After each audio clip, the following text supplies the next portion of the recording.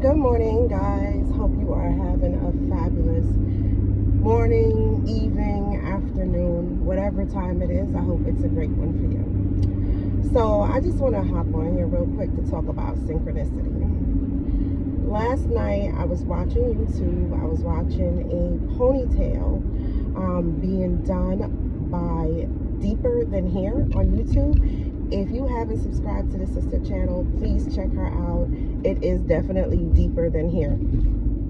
So anyway, I'm watching it, and there was a point where she was putting on a ponytail on her client, and she said to herself, well, she was talking to the client, and she said, well, she was talking to us rather, and she said that one day she was looking at, I don't know if it was her phone, and she saw 222, which are angel numbers.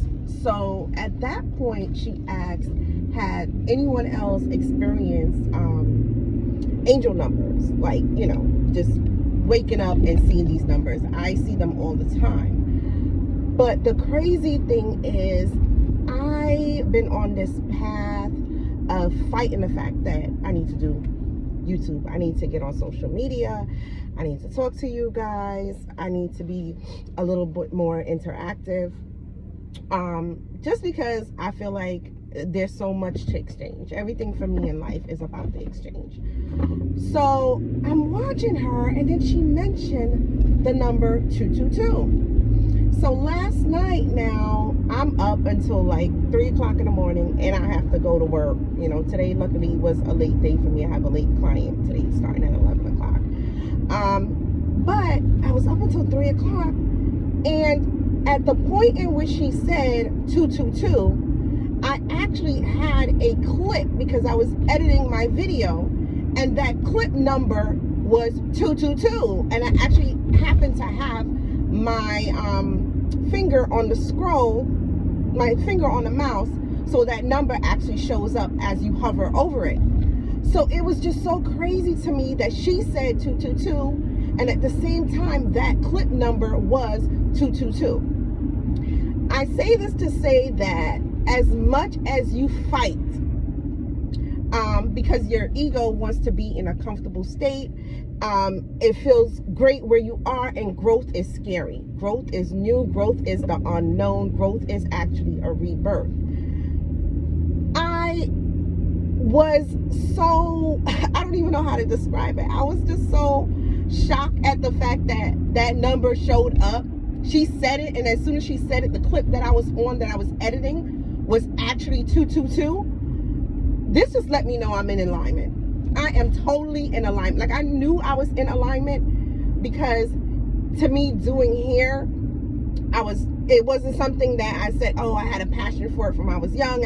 It was a skill that I had from a young age. I was braiding my cousin's hair. I was braiding their friends' hair. At that point in time, we're talking about like the 80s, you know, like the late 80s. I wouldn't say late 80s, like early 90s. Yeah, late 80s, early 90s. I was box braiding, y'all, for like $45 a head. And I'm talking about long box braids, the color with the curls on the bottom. $45, $50, maybe $60 a head at that time. And I was like the flyest girl, well, I would say one of the flyest girl in junior high school at that time. So it was really funny. But I say it to say that I did not know where this was going to lead me, because I started off, I went to Fashion Industries High School. I started off with clothing. At the age of 12, I was able to sew. I got my first sewing machine. I still got my first sewing machine. From that, I went on to, you know, other jobs. I worked in a hospital, things like that. And then I went into, at the hospital, I realized this wasn't for me. I couldn't do this behind the desk situation. It's just not for me. So from that, I said, okay, I did real estate. I did sales. That was great. The people work was good. I got my paralegal degree. I have a bachelor's in paralegal studies. And I finished it, and I was like, this is not for me. I went into insurance and investments. I'm like, okay, that's cool. I'm making money and all, but it's still not for me. The behind the desk, not talking to people, not being social, is not for me.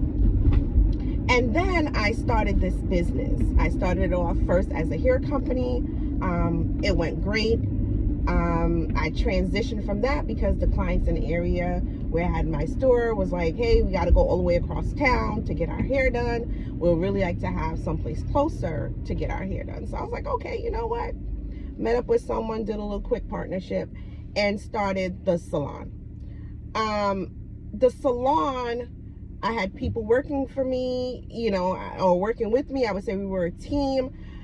Underhanded, shady. Anyone who's in the salon business know, or the beauty business know, that it's underhanded and shady. Beauty and fashion. So I was like, okay, no problem. You know, I knew how to do hair. Like I said, from I was 12 years old, I was fighting it. And God put in my heart to go to school and do hair, right? And I'm like, no, I'm running this business. There's no way I'm be able to go to school and run this business at the same time because I have people working for me and da-da-da-da. And one by one, they started doing things of deception that led them on their way out. Okay? And I say to say that I was going to school, guys, from 9 in the morning until 3 in the afternoon. I was able to get to my shop at 3:30, and I was booked from 3:30 to like 11 o'clock. Every single day, and then on the weekends. Okay? So I specifically heard God said to me that if you don't step up and get this license and do what you have to do to get behind that chair, you're going to lose everything that you work for. Because you're putting in other people what you have in yourself, and you're not seeing the return on that investment. Okay? Let that sink in. You are putting the investment in other people that you have in yourself, and you're not seeing that back as your investment. So I took up the baton and I ran with it, right? And we're talking maybe like 2-3 years in. Now I'm 7 years, almost 7 years in. And can I tell you, that is what I'm supposed to do. Behind that chair, I do more than hair. We speak about life. We speak about health. We speak about everything that affects us as people. And I'm not just talking about women, because I have men behind my chair too. And sometimes, you know, God just gives me a message for me to give people, and they say thank you. And sometimes he does the return. He gives people messages to give me, and I say thank you. So I say this to say that I was fighting this, guys. I was fighting this. My ego did not want to do videos on YouTube. My ego did not want to do anything that made me uncomfortable. And last night when I saw this young lady's video, and when she said angel numbers 222 that she would see, and at the same time the clip I had said 222, I know I was there. I know that this is what I was supposed to be doing. And I just laughed and I said, God, you are so funny. Because for the past 3 years almost, I must say, I've been on this deeper than deep soul journey. And I've come across so many people in my life that are so in sync with where I am, where I'm going. I mean, I took a solo trip for my birthday in January to Puerto Vallarta, Mexico. And while I was there, I met someone who we were talking the same spiritual language. On the plane ride back, I met someone, this guy just came and sat right next to me, and we just started speaking the same spiritual language. And what I say is, when you are in alignment, you are in alignment. There should be no fear.